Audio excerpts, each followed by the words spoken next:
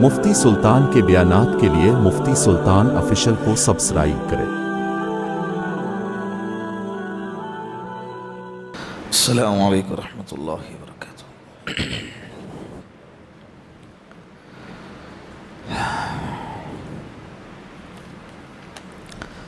الحمد للہ نحمده ونستعینه ونستغفره ونؤمن به ونتوکل علیہ ونعوذ باللہ من شرور انفسنا ومن سیئات اعمالنا من يهده الله فلا مضل له ومن يضلله فلا هادي له ونشهد أن لا إله إلا الله وحده لا شريك له ونشهد أن سيدنا وسندنا وحبيبنا ومولانا محمدا عبده ورسوله أما بعد فقد قال الله تبارك وتعالى في القرآن المجيد والفرقان الحميد فأعوذ بالله من الشيطان الرجيم بسم الله الرحمن الرحيم يا أيها النبي قل لأزواجك وبناتك ونساء المؤمنين يدنين عليهن من جلابيبهن ذلك أدنى أن يعرفن فلا يؤذين وكان الله غفورا رحيما وجاء في الحديث وقال النبي صلى الله عليه وسلم ألا كلكم راع وكلكم مسؤول عن رعيته أو كما قال عليه الصلاة والسلام صدق الله المولانا العظيم وصدق رسوله النبي الكريم ونحن على ذلك من الشاهدين والشاكرين والحمد لله رب العالمين۔ پیار محبت کے ساتھ ایک مرتبہ پیارے آقا جناب رسول اللہ صلی اللہ علیہ وسلم کے ذات اقدس پر درود پاک کا نذرانہ پیش کریں۔ اللہم صلی علی محمد فی اول کلامنا، اللہم صلی علی محمد فی اوسط کلامنا، اللہم صلی علی محمد فی آخر کلامنا۔ اللہ رب العزت کا بے انتہا احسان اور کرم ہے کہ اللہ رب العزت نے ایمان جیسی عظیم دولت اور نعمت ہمیں عطا فرمائی ہے۔ گزشتہ جمعہ کو بھی میں نے آپ سے یہ عرض کیا تھا کہ یہ جو دولت جو نعمت اللہ نے ہمیں عطا فرمائی ہے، اس دولت کو بچا کر دنیا سے لے جانا ہے۔ ایمان کی دولت کو بچا کر دنیا سے لے جانا یہ دنیا کی اور آخرت کی سب سے بڑی کامیابی ہے۔ اللہ رب العزت نے قرآن کریم میں صاف طور پہ کہہ دیا ہے کہ جو بندہ جنت میں داخل کیا گیا اور جہنم سے بچایا گیا فقد فاز، یہ کیا ہے؟ کامیاب ہے، دنیا میں بھی اور آخرت میں بھی۔ لیکن جو بندہ جنت میں داخل نہیں کیا گیا اور جہنم میں داخل کیا گیا تو یہ بندہ ناکام ہے، دنیا میں بھی اور آخرت میں بھی۔ تو جنت میں داخل کرنا اور جہنم سے بچانا یہ جس بنیاد پر ہوگا وہ بنیاد اللہ رب العزت نے ایمان کو بنایا ہے۔ ایمان کا ہونا شرط ہے، یہ سب سے پہلی اور سب سے بڑی شرط ہے۔ تو اللہ رب العزت کا بے انتہا کرم ہے کہ اللہ نے وہ ایمان ہمیں دیا ہے۔ اب اس کی حفاظت یہ ہماری ذمہ داری ہے۔ خرد نے کہہ بھی دیا لا الہ تو کیا حاصل، خرد نے کہہ بھی دیا لا الہ تو کیا حاصل، دل و زباں مسلمان نہیں تو کچھ بھی نہیں۔ زبان سے ہم نے کہہ دیا لا الہ اور ہماری زندگی اس کے برخلاف ہے تو کیا حاصل ہونے والا ہے؟ تو اس لا الہ الا اللہ کے تقاضے پورے کرنا، ایمان کے تقاضوں کو پورا کرنا، ایمان کو بچا کر دنیا سے جانا یہ ہماری سب سے اولین ذمہ داری ہے. اور آج کے زمانے میں یہ ذمہ داری زیادہ بڑھتی ہے. آج سے 20 سے 23 سال پہلے فتنے اتنے نہیں تھے جتنے آج کے زمانے میں ہیں. میں بہت 100-200 سال پرانی بات نہیں کر رہا ہوں. 20 سے 23 سال پہلے اتنے فتنے نہیں تھے, اتنے فسادات نہیں تھے, اتنے سازشیں نہیں تھیں, اتنی باطل طاقتیں نمودار نہیں ہو چکی تھی جتنے کہ آج کے زمانے میں. تو لہٰذا آج سے 20-23 سال پہلے کے لوگوں کو جتنی محنت کی ضرورت تھی, آج کے ہم جیسے لوگوں کو محنت کی ضرورت اس سے زیادہ کرنی ہے. سمجھ رہے؟ لیکن جائزہ اگر ہم لیتے ہیں تو آج سے 20-23 سال پہلے لوگوں کا جو رجحان دین کی طرف تھا, آج لوگوں کا رجحان اس سے کم نظر آتا ہے. دین ہمارا موبائل اور انٹرنیٹ اور سوشل میڈیا اور واٹس ایپ اور فیس بک پر آ چکا ہے. اسٹیٹس لگانے والا خود جانتا نہیں کہ اس نے کیا اسٹیٹس لگایا ہے, تو باتیں اتنی بڑی بڑی اسٹیٹس پہ رکھے گا. دوپہر میں بندہ کہتا ہے آج تمہارا اسٹیٹس میں نے پڑھا ماشاءاللہ بہت زبردست تھا. کیا تھا مجھے ہی نہیں پتا ہے. پھر جیب میں ہاتھ ڈال کر کھول کے دیکھیں گا کہ اچھا یہ تھا. یہ حال ہے ہمارا, ہوتا ہے نا. تو زندگی علم سارا اسٹیٹس پہ آ گیا اور زندگی عمل سے کوری ہے, اسی لیے اس کے اثرات نظر نہیں آ رہے. اللہ کی طرف سے مدد کیوں نہیں اتر رہی ہے؟ اللہ کے رسول صلی اللہ علیہ وسلم نے فرمایا نا کہ جب میری امت امانت میں خیانت کرنے لگے گی, زکوٰۃ کو تاوان سمجھنے لگیں گی, مال غنیمت کو اپنا مال سمجھنے لگیں گی, اسی طرح ماں کے ساتھ سختی کا برتاؤ کیا جائے گا, ماں کی نافرمانی کی جائیں گی اور بیویوں کی فرما برداری کی جائیں گی, باپ کے ساتھ سختی کا معاملہ کیا جائے گا اور دوستوں کے ساتھ محبت کا اور دوستی کا معاملہ کیا جائے گا, شرابیں عام ہو جائیں گی, ریشم کا لباس ویلویٹ کا لباس پہننا عام ہو جائے گا, مسجدوں میں اونچی آوازیں کر کے بات کیا جائے گا, دنیاوی باتیں کرنے کا رواج ہوگا, اور پچھلے لوگ اگلے لوگوں کو لعن طعن کریں گے, یہ ایسے تھے وہ ویسے تھے, ان کو لعن طعن کریں گے. تو اللہ کے رسول نے فرمایا کہ انتظار کرنا, فتنے ایسے ٹوٹیں گے جیسے تسبیح کے دانے ٹوٹتے ہیں, ایک کے گرنے کے بعد دوسرے کے گرنے میں دیر نہیں لگتی. اور یہ سب ہو رہا ہے یا نہیں ہو رہا ہے؟ بولو, سب ہو رہا ہے. اللہ ہماری اس سے حفاظت فرمائے. اپنے زندگی کے نظام کو بدلو, زندگی کے جینے کے طریقے کو بدلو. بہت ہو گئی غفلت کی زندگی. سوچو, جو باتیں بیان کی جا رہی ہیں تنہائی میں, اس کو سوچیں کہ کیا کر رہے ہیں, کیا ہو رہا ہے اور کیا کرنا چاہیے. اپنے لیے, اپنے بیوی کے لیے, اپنے ماں باپ کے لیے, اپنے بچوں کے خاطر, اپنے نسلوں کے خاطر کھانا کمانا, دنیا کمانا. صبح ہو گئی بیگ پکڑ لیے اور چل گئے جاب پہ, صبح ہو گئی اور کھانا ناشتہ کر کے نکل گئے کام پہ, اور شام ہونے کے بعد گھر پہ آئے, کھانا کھا کے پھر سو گئے. صبح ہو رہی ہے, شام ہو رہی ہے, یہی سال گزر رہا ہے, اور اسی طرح زندگی کا 30 سے 40 سال کا عرصہ گزر گیا. کیا حاصل؟ پھر وقت آ گیا کہ حضرت چل دیے, ان کے جنازے کی نماز پڑھانے کے لیے بلاؤ کسے, نہلانے کے لیے بلاؤ کسی اور کو, اور دفنا کر آ گئے. 8 دن کے بعد ان کی زندگی کی اہمیت کو بلا دیا گیا. کوئی تھے, آئے تھے دنیا میں اور زندگی گزار کے چل دیے.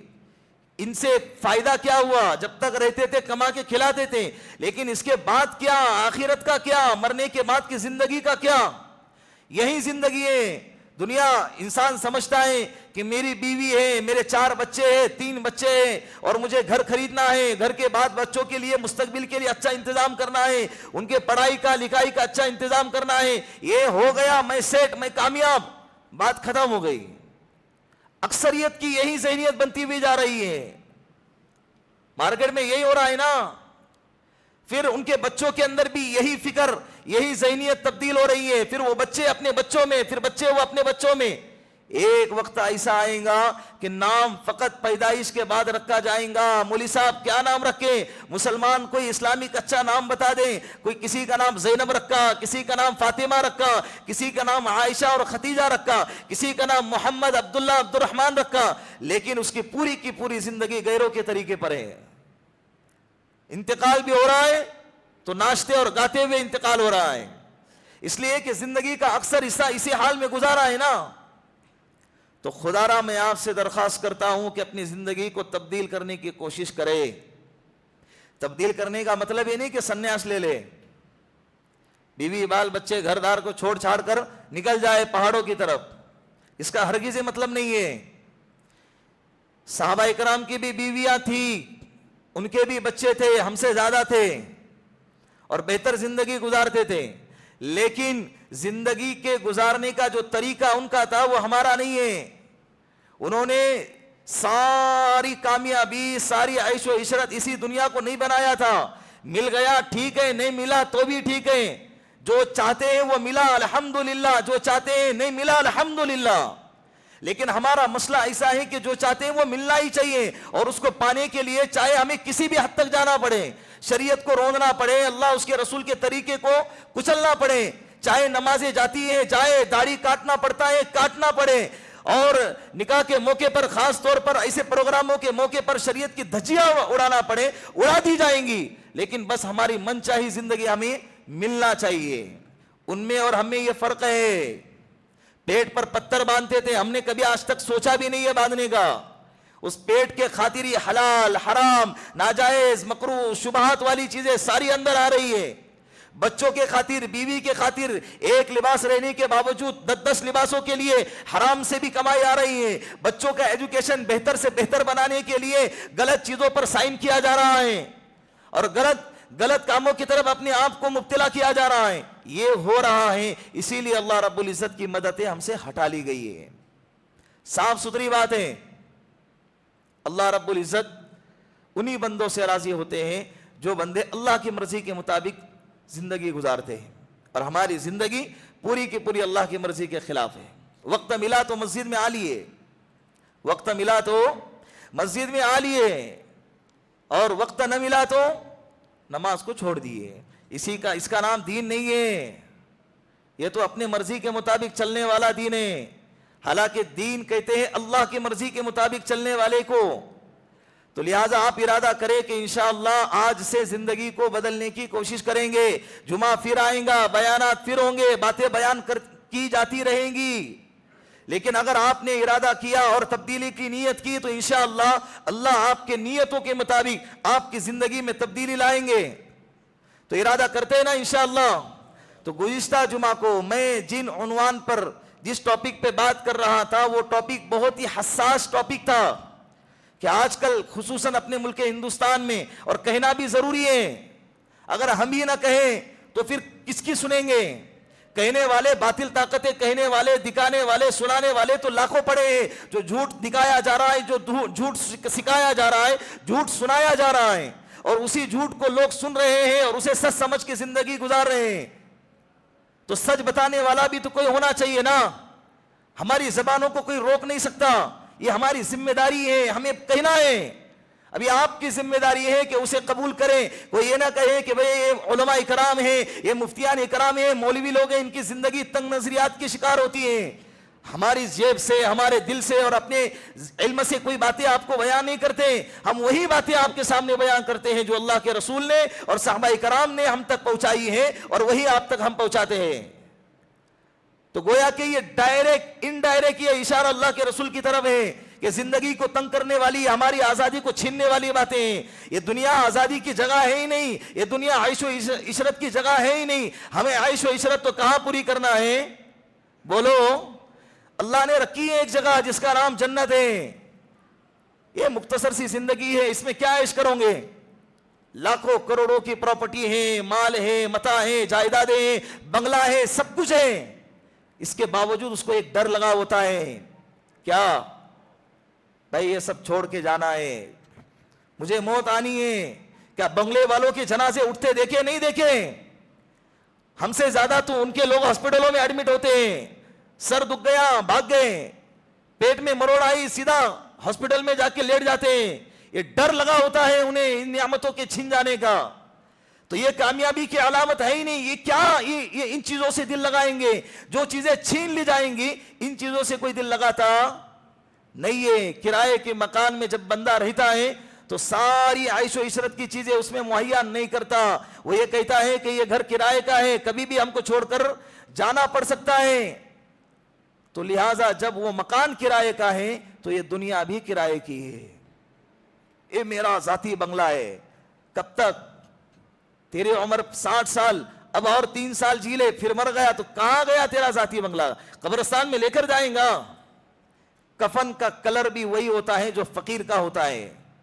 فقیر کے کفن کا کلر بھی وہی جو مالدار کے کفن کا کلر ہے. کوئی الگ سے ریشم کا لباس نہیں لاتے ہیں کفن میں پہنانے کے لیے. بھائی بندہ بہت عمدہ لباس پہنتا تھا, اب آخری وقت ہے اس کا کفن میں بہترین سے بہترین کفن پہنایا جائے. نہیں, وہی لانے کے لیے بھی نہیں جاتے. فون کر کر بولتے کٹ لے کر آؤ, چیک کر کے دیکھتے نہیں ہلکا کپڑا ہے بھاری کپڑا ہے, پہنا دو اور اسے جلدی سے یہاں سے روانہ کرو. یہ دنیا کی اور زندگی کی حقیقت ہے, اسے سمجھے خدا را. ورنہ یہ دھوکے کی زندگی ہمیں بہت دور بربادی کی طرف لے جا کر چھوڑیں گی. پھر دوبارہ لوٹ کر آنا یہ ہمارے لیے بڑا مشکل عمل ہوگا. تو لہٰذا اپنی زندگی کو تبدیل کریں. تو یہ باتیں ہم بیان کریں گے. اللہ کے رسول صلی اللہ علیہ وسلم نے فرمایا کہ اگر کسی کی 3 بیٹیاں ہوں اور وہ ان 3 بیٹیوں کی اچھی تربیت کرے, ان کی اچھی تعلیم کا انتظام کرے اور بالغ ہونے کے بعد بہترین رشتہ دیکھ کر ان کا نکاح کرا دے, تو کل قیامت کے دن وہ شخص میں محمد رسول اللہ کے پاس آ کر اللہ رب العزت سے جنت مانگ لے, میں اسے جنت دلاؤں گا. ایک صحابی کھڑے ہو گئے, یا رسول اللہ اگر کسی کی 2 بیٹیاں ہوں تو کیا کریں؟ اللہ کے رسول نے فرمایا اس کے لیے بھی یہی آفر ہے کہ وہ کل قیامت کے دن مجھ سے آ کے جنت مانگ لے, میں اسے جنت میں داخل کروں گا. ایک شخص کھڑے ہو گئے, یا رسول اللہ اگر کسی کی 1 بیٹی ہو کیا کریں؟ اللہ کے رسول نے اس کے لیے بھی وہی حکم فرمایا جو 3 اور 2 بیٹیوں والوں کے لیے ہے. اللہ رب العزت نے جنہیں بیٹیاں دی ہیں وہ توجہ سے ان باتوں کو غور سے سنیں اور عمل کی نیت سے سنیں. ان کی عزت کی, ان کی حیا کی حفاظت کی ذمہ داری اللہ نے آپ کے سپرد کی ہے. آپ بے توجہی سے زندگی, لاپرواہی سے زندگی نہیں گزار سکتے. بہت بڑی رحمت ہے, بہت بڑی نعمت اللہ نے آپ کو دی ہے. اب اس کی حفاظت اگر کرو گے تو وہ جنت میں جانے کا سبب بنے گی, اور اگر حفاظت نہیں کرو گے تو وہی بیٹی تمہارے جہنم میں جانے کا سبب بنے گی. تو کریں گے نا انشاءاللہ. گزشتہ جمعہ کو بات کر رہا تھا, اچھی سے اچھی لڑکی دیکھنے کی کوشش کرتے ہیں. یہ ٹاپک گزشتہ جمعہ کو آ گیا. لڑکی دیکھنے جب لڑکے والوں کو جاتے ہیں, یعنی ہمارے معاشرے کے اندر مسلمان لڑکیوں کو ٹارگٹ جو کیا جا رہا ہے اور مسلمان لڑکیوں کو جو ورگلایا جا رہا ہے, اس میں ایک بات میں بیچ میں عرض کرنا ضروری سمجھتا ہوں. یہ جو ٹاپک ہے نا, اس ٹاپک پہ بات کرنے والے لوگوں کو باقاعدہ یہ باور کرایا جاتا ہے کہ یہ لوگ جو ہے تنگ نظریے کے شکار ہیں اور انسانیت کے خلاف باتیں کر رہے ہیں, آزادی کے خلاف باتیں کر رہے ہیں. یہ ایسا ہی ہو گیا کہ ایک بندہ ہے, ایک قوم ہے جو کرونا جو بیماری ہے یہ بیماری لوگوں میں پھیلا رہی ہے, اور ایک قوم ہے جو اس کا ویکسین لوگوں میں پھیلا رہی ہے. تو کرونا پھیلانے والوں کو انسانیت کا علمبردار کہا جا رہا ہے, اور اس کا ویکسین پھیلانے والوں کو اور لوگوں کو بیماری سے بچانے والوں کو کیا کہا جا رہا ہے؟ یہ انسانیت کے خلاف ہے. ان کی باتیں نہ سنو, ان کے قریب بھی مت جاؤ, ان کو اگنور کرو, ان کے اپنی محفلوں میں آنے نہ دو. گویا کہ آپ لوگ کبھی بھی بیماری سے بچ ہی نہ سکیں اور بیماری کا شکار ہوتے جائیں اور اپنے آپ کو تباہ کر دیں. کبھی بھی ان کے باتوں میں نہیں آنا چاہیے. تو گزشتہ جمعہ کو میں نے یہ کہا تھا کہ جب لڑکی جو دوسرے مذہب میں تبدیل ہوتی ہیں اور غیروں کے ساتھ نکاح کرنے پر مجبور ہو جاتی ہیں, ان وجوہات میں سے ایک وجہ کیا ہے؟ جب مائیں اپنے اولاد کے لیے لڑکی دیکھنے جاتے ہیں تو اچھے سے اچھے کا انتخاب کرنے کی کوشش کرتے ہیں. اللہ کے رسول صلی اللہ علیہ وسلم نے فرمایا, تنکح المرأة لأربعین ولمالها ولجمالها ولحسبها ولدینها فاظفر بذات الدین تربت یداک. اے میری امت 4 بنیاد پر نکاح کریں گی. نمبر 1 خوبصورتی کی بنیاد پر, نمبر 2 مالداری کے بنیاد پر، نمبر 3 خاندان کی بنیاد پر، اور نمبر 4 دینداری کے بنیاد پر۔ فَذْفَرْ بِذَاتِ الدِّينِ تَرِبَتْ يَدَاكَ، اللہ کے رسول نے فرمایا اے میری امت تم دینداری کو ترجیح دینا، تم کامیاب رہو گے۔ اس کو تو کوئی پوچھتا ہی نہیں ہے، لڑکا کماتا دھماتا ہے، اچھا ہے، اچھی جاب ہے، بات ختم ہو گئی۔ لڑکی والوں کے اندر بھی یہ برائی آ گئی ہے کہ لڑکا پڑھا لکھا ہو اور اچھا خاصا کماتا دھماتا ہو، میرے بیٹی کو عیش و عشرت کی زندگی دیتا ہو، دیندار ہو یا نہ ہو، نماز پڑھتا ہو یا نہ پڑھتا ہو، اچھے اخلاق والا ہو یا نہ ہو، ہمیں اس سے کوئی لینا دینا نہیں ہے، اور اپنے بیٹی کو سونپ دیتے ہیں۔ ایسا ہی ہے نا معاشرے میں، دینداروں کی طرف تو کوئی توجہ ہی کرتا نہیں۔ اسی لیے معاشرے میں نوجوان تو ملتے ہیں اور ایجوکیٹڈ بھی ملتے ہیں اور کمپنی میں بڑی سے بڑی جاب کرنے والے بھی ملتے ہیں، لیکن دیندار رشتے تلاش کرنے میں بہت دقت ہوتی ہے اور بہت پریشانیوں کے بعد ملتے ہیں، اس لیے کہ ہم نے ترجیح دنیا کو دی ہے نا، تو دنیا دار پیدا ہو رہے ہیں، دیندار دن بدن ختم ہوتے جا رہے ہیں۔ تو دیندار دیکھ کر رشتہ کرنے کی کوشش کریں، نمبر 1۔ دوسرے نمبر پر میں نے گزشتہ جمعہ کو کہا تھا، کو ایجوکیشن سسٹم کے خلاف ہے ہم لوگ، لڑکیوں کے تعلیم کے بالکل خلاف نہیں ہے، بلکہ ہم تو کہتے ہیں کہ اپنے لڑکا ہو یا لڑکی دونوں کو تعلیم دینا چاہیے، لیکن جو تعلیم ہمارے ایمان کو برباد کرے، جو ہمارے دین کو برباد کرے، جو ہمارے ایمانی اور ہمارے گھریلو سسٹم کو تباہ کرے، ایسے تعلیم کے ہم خلاف ہیں۔ آپ بھی خلاف ہیں نا، کہ میں اکیلا خلاف ہوں؟ بولو کہ ہماری لڑکی ڈاکٹر بنے اور ساتھ میں اس کا ایمان تباہ ہو جائے، آپ اس بات پر راضی ہیں؟ ہماری لڑکی انجینئر بنے اور بہت بڑے عہدے پر آئے اور اچھی ڈگری حاصل کریں، لیکن ساتھ ساتھ وہاں تک پہنچتے پہنچتے اس کا ایمان اگر تباہ ہو جائے، اس کا اسلام اگر تباہ ہو جائے، اس کی حیا اگر تباہ ہو جائے، اس کی عزت اگر نیلام ہو جائے، کیا آپ اس بات پر راضی ہیں؟ ایسا ضروری نہیں ہے کہ ڈاکٹر بن جائے تو اس کا ایمان تباہ ہی ہوگا، لیکن اکثر و بیشتر جو باطل طاقتیں نظریں جمائی بیٹھی ہیں، ان کے لیے ان لڑکیوں تک پہنچنا آسان ہو جاتا ہے، ان کے لیے گویا کہ ہم اپنے اعتبار سے اسباب پیدا کر کے دے رہے ہیں، اس لیے کہ ہماری لڑکی کو ڈاکٹر بننا ہے تو گھر بیٹھے تو بنے گی نہیں، کالج بھیجنا پڑے گا۔ تو جہاں پر مخلوط سسٹم ہے، لڑکا اور لڑکی ساتھ میں مل کر پڑھتے ہیں، ایسے تعلیم کے ہم خلاف ہیں، ایسا سسٹم ہمیں نہیں چاہیے۔ دوسرا ایسا کالج تلاش کرے جہاں پر صرف اور صرف لڑکیاں پڑھتی ہے، چاہے تعلیمی معیار تھوڑا کم ہو، جہاں پر تعلیمی معیار بالکل اچھا ہے لیکن لڑکا لڑکی ساتھ میں پڑھتے ہیں، ہمیں ایسی جگہ نہیں ڈالنا ہے، ایسی جگہ پر ڈالے چاہے تعلیمی معیار تھوڑا گھٹا ہوا ہو، لیکن لڑکیاں صرف لڑکیاں ہیں اور لڑکے صرف لڑکے ہیں، عزت تو سلامت رہیں گی، عزت تو کیا رہیں گی؟ سلامت رہیں گی۔ اسی طرح تیسرے نمبر پر دینی تعلیم کا، ہاں یہاں پر ایک بات کر دوں کہ علامہ اقبال رحمۃ اللہ علیہ نے جو ہے نا، ہم جیسے آج کے زمانے کے لوگوں کے لیے یہ بات کہی ہے کہ اللہ سے کرے دور تو تعلیم بھی فتنہ، اللہ سے کرے دور تو تعلیم بھی فتنہ، اولاد بھی، املاک بھی، جاگیر بھی فتنہ۔ جو تعلیم ہمیں اللہ سے دور کرے وہ تعلیم کس کا سبب بنتی ہے؟ بولو، فتنے کا سبب بنتی ہے، ایسے تعلیم کے قریب بھی نہیں جانا چاہیے۔ تو اللہ سے دور کرنے والی تعلیم فتنے کا سبب بنتی ہے، تو تعلیم اللہ سے کرے دور تو تعلیم بھی فتنہ ہے، اولاد بھی، املاک بھی، جاگیر بھی فتنہ، نہ حق کے لیے اٹھے تو شمشیر بھی فتنہ، ارے شمشیر ہی کیا، نعرے تکبیر بھی فتنہ۔ اگر کوئی بندہ نعرے تکبیر لگاتا ہے اور نیت یہ ہے کہ اس سے میں معاشرے میں دو قوم میں ایک فتنہ پیدا کروں، دو لوگوں میں ایک جھگڑا پیدا کروں، تو یہ نعرے تکبیر بلند کرنا بھی تمہارا کیا بنے گا؟ فتنے کا سبب بنے گا۔ دینی تعلیم کا کوئی انتظام نہیں ہے ہمارے معاشرے میں، مسلم لڑکیوں کے لیے، اپنے بیٹیوں کے لیے کوئی تعلیم، دینی تعلیم کا انتظام نہیں ہے، جس کی وجہ سے جب بندہ زہر ہی زہر پی رہا ہے اور اس کا تریاک اگر نہ پیے تو زہر تو اپنا اثر کرے گا، زہر اپنا اثر کرے گا۔ نقصان دینے والی چیزیں جب ہم اپنے پیٹ میں ڈالتے ہیں تو اس کا توڑ بھی استعمال کرتے ہیں تاکہ وہ چیز ہمیں ہمارے جسم میں جا کے نقصان نہ دے۔ تو جو تعلیم صبح سے لے کر شام تک ہماری تباہی کا ذریعہ بنتی ہے، اگر ہمارے بچے اسی کے اندر مبتلا ہیں تو ان کے ساتھ ساتھ دینی تعلیم کا بھی انتظام کرنا یہ ہمارے لیے ضروری ہے.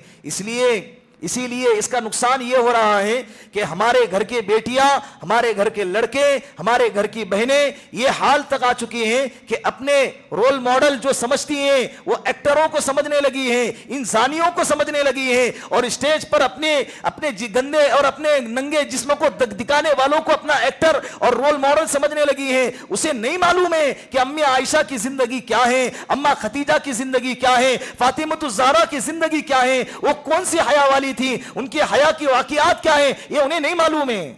اور معلوم بھی کیسے ہوتا؟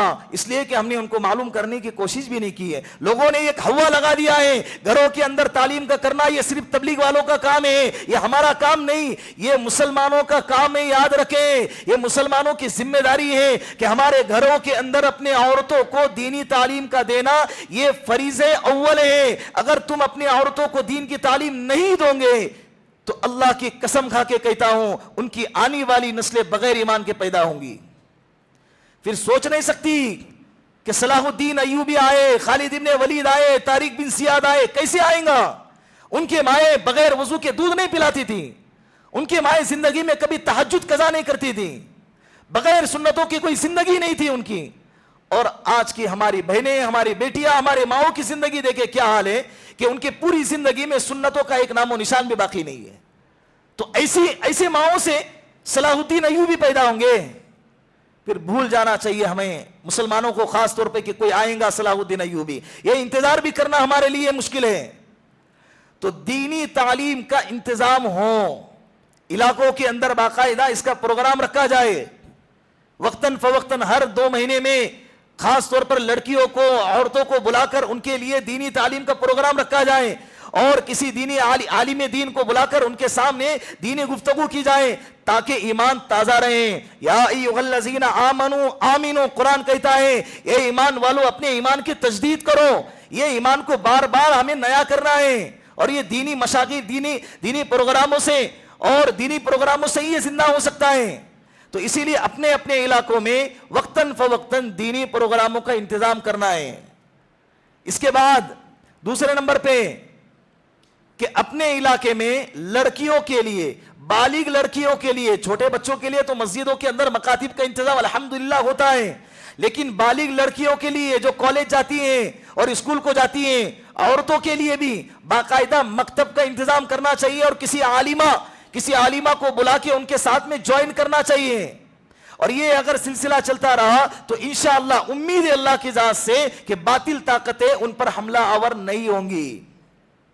تو یہ کوشش کریں گے انشاءاللہ اپنے اپنے علاقوں میں دینی تعلیم کا، مستورات کا انتظام ہونا چاہیے. پہلے زمانے میں کہتے نہیں ہے کہ مسجدوں کے اندر مستورات کو اس لیے منع کیا گیا، فتنے کا زمانہ تھا، تو اب مستورات کا آدھے سے زیادہ وقت جو ہے مستورات کا ایک بہت بڑا عملہ فتنوں کی طرف مبتلا ہو رہا ہے، بازاروں میں جا رہا ہے اور کالجوں کے اندر جا رہا ہے، ٹیوشنوں میں جا رہا ہے. اور ان کو اگر مسجدوں سے روکا گیا اور اگر مدرسوں سے روکا گیا اور دینی پروگراموں سے اگر ان کو روکا گیا فتنے کا لیبل لگا کر، تو ہماری لڑکیاں، ہماری بہنیں ویسے بھی فتنے میں مبتلا ہو ہی رہی ہے.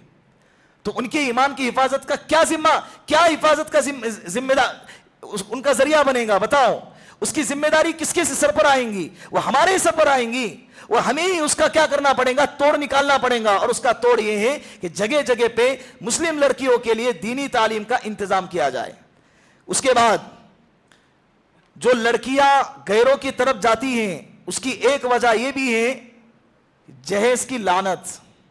3 بیٹیاں ہیں، 2 وقت کی کھانے کی جو ہے بڑی مشکل سے انتظام ہوتا ہے. ایسے باپ کے اوپر جب جہیز کا بوجھ ڈالا جائے گا تو وہ لڑکیوں کے نکاح کرنے میں دیری کرے گا نا. میری بیٹی کا نکاح ہے، 20 سال کی ہو چکی ہے، لیکن کیا کریں، معاشرے نے اتنا تنگ بنا دیا ہے نکاح کو کہ اب جب اس کا نکاح کرنا ہے تو کوئی ایسا رشتہ آتا ہی نہیں ہے جو یہ منہ کہہ کر کہے کہ سسر جی آپ اپنے بیٹی کو میرے حوالے کریں، ایک چیز بھی میں آپ سے جہیز کے نام پر نہیں لوں گا. کوئی آتا ہی نہیں ہے. لڑکا اس لیے نہیں کہتا ہے کہ میرے ماں باپ کیا کہیں گے، اور ماں باپ کو تو چاہیے جہیز. اور اگر یہ کہہ دیتے ہیں کہ ہم تو مانگتے نہیں ہیں، ہم مانگتے نہیں، آپ کو جو دینا ہے دل سے دے دیجئے، یہ بھی ایک مانگنے کا نیا طریقہ ہے. یہ بھی جہیز مانگنے کا کیا ہے؟ بولو، یہ نیا طریقہ ہے. डायरेक्ट तो नहीं मांग रहे लेकिन इनडायरेक्ट मांगा जा रहा है। हम मांगते नहीं है। अगर आपको जो देना है, क्योंकि फ्रिज का ठंडा पानी आपकी बेटी ही पीएंगी और उसके लिए अलग से उसके बेडरूम में रखा जाएगा फ्रिज। वॉशिंग मशीन में जो कपड़े धोए जाएंगे तो वो आपके ही बेटी के धोए जाएंगे ना, और जो पलंग देंगे वो आपकी ही बेटी उसमें सोएंगी। जब आपके घर में ये सारी चीजें नहीं है तो क्यों अपने लड़के का निकाह कर रहे हो? पहले उसके लिए अच्छा इंतजाम करें, अच्छे घर का इंतजाम करें, अपने बेटे को लायक बना दे। ये 20, 22, 25 साल की उम्र तक अपने बेटे को इस लायक भी न बनाया कि वो अपने बीवी के लिए एक पलंग लाके रख दे, अपने बीवी के लिए अच्छे सामान का इंतजाम करें। तो जब अपना बेटा इस लायक है ही नहीं तो फिर निकाह क्यों करने जा रहे हो? दूसरों के माल पर निकाह किया जा रहा है। खुदारा इस लानत को खत्म करे। मैं दिन ब दिन सोच के जो है ना हमेशा परेशान रहता हूं कि ये कब खत्म होगा। कई कई इलाकों के अंदर तो ये भी सुनने में आया है कि जहेज के नाम पर बाकायदा गाड़ियां मांगी जाती हैं। अभी एक बाप है जिसके पास साइकिल चलाने को नहीं है, वो अपने बेटी के निकाह में जहेज के नाम पर टू व्हीलर और फोर व्हीलर का इंतजाम करके देता है। तो वो किस हद तक जाता होगा इंतजाम करने के लिए? कर्ज मांगेगा, लोन लेगा, सूदी कर्ज उठाएगा और अपने बेटी को विदा करेगा। फिर पूरी जिंदगी वो कर्ज की अदायगी में उसके दिल से कितनी आहें निकलेंगी, उसके दिल से बद्दुआएं निकल रही है, और उसके बद्दुआ के पलंग पे तुम क्या कर रहे हैं? बिल्कुल आराम से सो रहे और ठाटे मारते हुए लोगों में गाड़ियों पर चल रहे हैं और कहते हैं मेरे ससुराल से आई है। ये फक्र की चीज नहीं है, बेगैरती की चीज है। ये शर्म की चीज है कि तू ससुराल वालों की गाड़ी पर क्या कर रहा है, अय्याशी कर रहा है। ये बातें बड़ी कड़वी है और ये मुआशरे के हर घर के अंदर इल्ला माशाअल्लाह हर घर में ये पाई जा रही है। ये अब खत्म नहीं करेंगे तो कब खत्म करेंगे? अल्लाह के वास्ते खत्म करो। इसी वजह से हमारी बेटियां घरों में सड़ रही है। 25 साल की हो गई, बाप के पास जहेज देने के लिए माल ही नहीं है और सामने वाला बगैर जहेज के निकाह करने को तैयार ही नहीं है।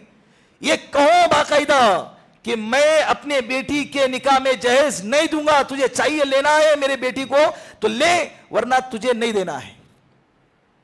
और सामने वाला भी कहे कि हमें बेटी चाहिए, बाकी का कोई सामान नहीं चाहिए। और लड़की के निकाह के मौके पर जो खाना करते हैं ना, शरीयत में ये खाना बिल्कुल भी किधर ही साबित नहीं है कि लड़की वालों के लिए खाना करना है, वलीमा है, वो भी सुन्नत अमल है, वाजिब और फर्ज अमल नहीं है। करना है तो करे, अल्लाह ने इस्तिताअत दी है, वरना छोड़ दे। लेकिन उस वलीमे के खातिर लाखों रुपए खर्च करना और बाकायदा डेकोरेट करना, हॉल का इंतजाम करना और उसके लिए कर्जा उठाना, ये शरीयत का मतलूब अमल नहीं है। एक बकरी काट दिए, खानदान वालों को बुला दिए, सबको पता चले कि भाई इसका निकाह हुआ है। कल के को गाड़ी पे बिठा के जब किसी लड़की को जाएगा ना तो घर वाले मोहल्ले वाले ये ना कहे कि किसको उठा के जा रहा है, तो समझ में आ जाएगा हाँ यार परसों तो इसका वलीमा खाया था, अपनी बीवी को जा रहा हूंगा लेके। तो जुन्नु बिल मुमिनीना खैरा, ईमान वालों को बदगुमानी से बचाने के लिए प्रोग्राम रखना है। लेकिन ये दिन ब दिन बढ़ता जा रहा है। खुदारा इसको खत्म करे अल्लाह के वास्ते। मैं बहुत इस ताल्लुक से बड़ा बेचैन रहता हूं कि कब खत्म होगा है। दिन ब दिन ये चीजें बढ़ती जा रही है। मसाजिद में खर्चा करने की जब बात आती है 1000-2000 की पावती पड़ती है, लेकिन जब बेटी की शादी की बात आती है तो 10 से 20 लाख का पैसा उड़ता है। हिजड़ों को बुला के नचवाया जाता है हल्दी और मेहंदी रजा के पर, और निकाह पढ़ाने के लिए मौली साहब के पास आके मस्जिद में आके अदब से बैठ के निकाह पढ़ाते। हिजड़ों को बुला के निकाह पढ़वा दो। जिन हिजड़ों को बुला के नचवाया गया और जिन हिजड़ों को बुलवाकर रजागा के अंदर सामने वीडियो बनाए गए, ऐसे पिछले हफ्ते का वाकया बयान कर रहा हूं। मस्जिद के बाजू के गली के अंदर बाकायदा बंबई से हिजड़ों को बुलाया गया और निकाह के अंदर हल्दी और मेहंदी और रजागा के अंदर नचवाया गया और फिर दूसरे दिन मस्जिद में निकाह पढ़वाया गया। ऐसे निकाह में बरकतें आएंगी? बोलो, ऐसे निकाह में बरकतें आएंगी? फिर बेटियां खून के आंसू नहीं रोएंगी तो क्या करेंगी? फिर इन्हीं की औलाद से फिर क्या बायजीद बस्तामी निकलेंगे, जुनैद बगदादी निकलेंगे, फिर वही जानी और रंडी पैदा होंगे ना। खुदारा अपने निजाम जिंदगी को बदले, सादगी पर आ जाए, मस्जिदों में आकर निकाह करें, खर्चा भी बचेगा और जिंदगी में बरकतें भी आएंगी। निकाह को लेट ना करे। अल्लाह के रसूल ने फरमाया कि जब बेटी के लिए कोई मुनासिब रिश्ता मिल जाए फौरन निकाह करा दे। ऊंच नीच हर एक की जिंदगी में होती है, हर एक में आए हुए हर एक में खूबियां है। थोड़ा बहुत ऊपर नीचे कॉम्प्रोमाइज करके अपनी बेटियों का जितना जल्दी हो सके निकाह करा दे। पढ़ाई बीच में रुकावट नहीं बनना चाहिए। मौलाना जुल्फिकार साहब फरमाते हैं, बाज लोग कहते हैं कि अगर पढ़ाई के दौरान निकाह करा दिया जाए तो पढ़ाई के अंदर जो है डिस्टर्ब हो जाएगा اس کا ذہن منتشر ہو جائے گا. میں کہتا ہوں پڑھائی کے دوران نکاح کرا دو, اس کا ذہن بالکل سکون پائے گا اور اس کی ذہنیت پاکیزہ بنے گی, اس کے خیالات پاکیزہ بنیں گے. اس لیے کہ اگر کوئی بھی باطل طاقتیں اس پر حملہ کرنے کی کوشش کریں گی تو شوہر کے طور پر اس کا بہت بہترین اور مضبوط محافظ سامنے آ کر اس کے کھڑا ہو جائیں گا. تو جلدی سے جلدی نکاح کرانے کی کوشش کرنا چاہیے. والدین کی بے توجہی ایک سبب یہ بھی ہے کہ میری بیٹی کہاں جا رہی ہے, ٹیوشن جا رہی ہے, کالج جا رہی ہے, مجھے اپنے بیٹی پہ بہت اعتبار ہے. یہ تیرے بیٹی پر تجھے بہت اعتبار ہے, لیکن جو ماحول چل رہا ہے نا ہمیں اس پر اعتبار نہیں ہے. 8 گھنٹے ہماری بیٹی گھر سے باہر رہ رہی ہے لیکن ماں باپ کو کوئی پڑی نہیں ہے. ماں اپنے کام میں بزی, باپ اپنے کام میں بزی, بیٹی اپنے کام میں بزی ہے. پھر اچانک وہ حادثہ پیش آتا ہے جس کو وہ سننا نہیں چاہتا ہے, پھر خون کے آنسو روتا ہے کہ میری بیٹی نے کیا کیا ہے. منہ چھپاتے ہوئے پھرتا ہے اپنے معاشرے میں. تو وہ دن کیوں آ جائے؟ شریعت پہلے سے راستے بند کر دیتی ہے. جو راستہ تباہی کی طرف لے جائے شریعت اس راستے کو پہلے ہی کیا کرتی ہے؟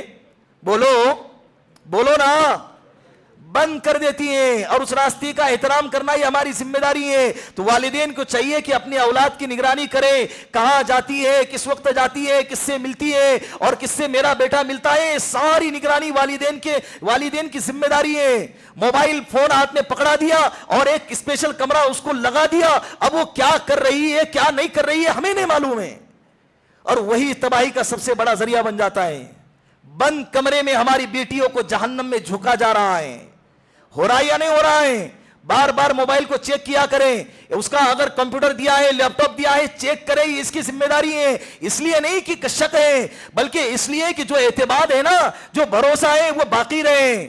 اس بھروسے کو باقی رکھنے کے لیے بار بار چیک کرتا رہے اور اپنے بیٹیوں سے کہتا رہے, بھائی ہے تو اپنے بہنوں سے کہتا رہے کہ میری بہن اور اے میری بیٹی, تجھے کوئی کہے گا, کوئی ہندو مذہب کا تجھے کہے گا کہ مجھے تیرا حجاب بڑا اچھا لگتا ہے, تو تو اس سے کہہ دینا کہ تجھے اگر حجاب اتنا ہی اچھا لگتا ہے تو اپنی ماں اور اپنے بہن اور اپنے بیٹیوں کو گفٹ کر دے.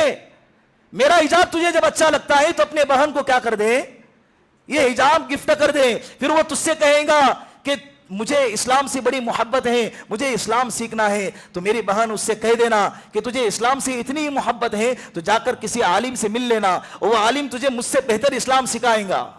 یہ ہتھ کنڈے ہیں ان کے سازشوں کے. یہ اسی ذریعے ہماری بہنیں, ہماری بیٹیاں کیا ہو جاتی ہے؟